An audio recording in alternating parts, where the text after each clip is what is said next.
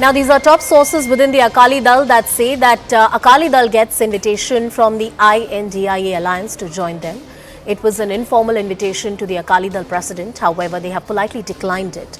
The argument of the political party is that they can't be seen on the platform that has Congress on its side.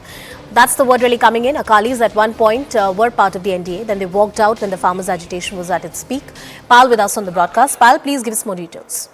Well, we are given to understand by top sources in the Akali Dal, Anusha, that there has been a reach out that has been done by the opposition parties. The India Alliance has reached out to Akali Dal leadership and spoken to the likes of Sukhbir Badal and Harsimrat Badal amongst the others.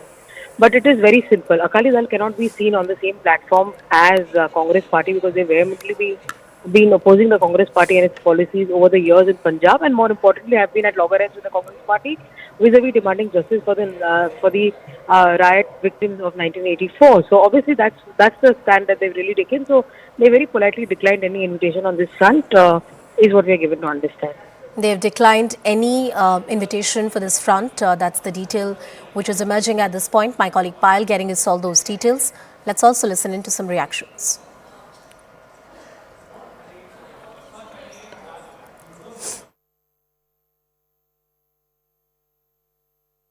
कोई भी meeting जो है वो बहुत important है और इसकी तो और भी क्योंकि इलेक्शंस करीब आ रहे हैं और फाइनल रोड मैप आज तैयार करना पड़ेगा। देखिए आज पता लगेगा आपको, कल जब ये मीटिंग होगी 1 तारीख तक पता लग जाएगा कौन कन्वीनर है।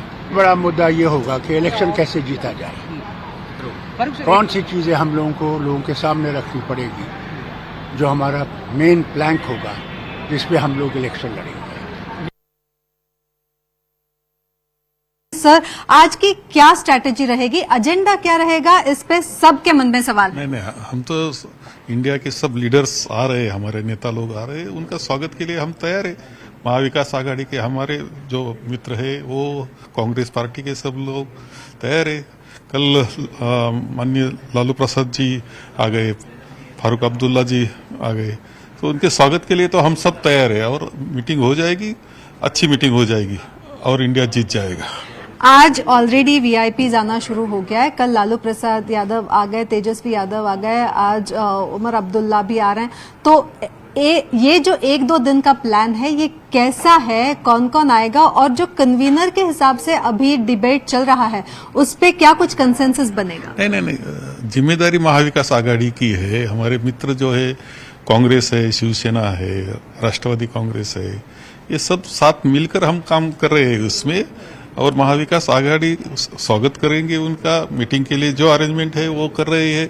स्वागत की जय्यत तैयारी है, हमारी सबसे अच्छी तैयारी है स्वागत की, सब लीडर्स की।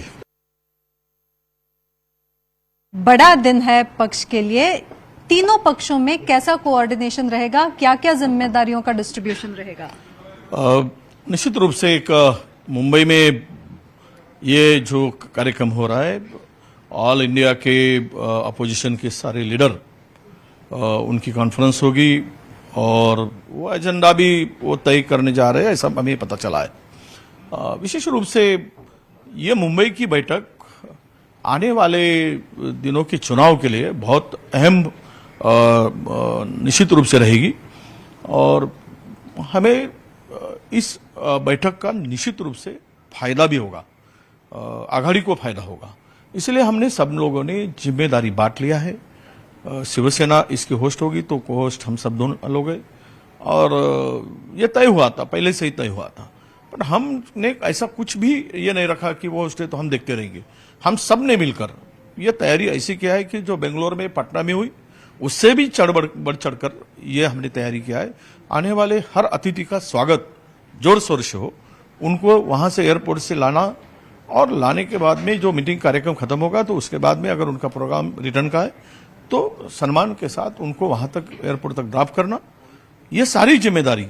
उनका डिनर होगा, लंच होगा दूसरे दिन और स्वागत होगा जोर शोर से, ढोल ताशा से स्वागत होगा।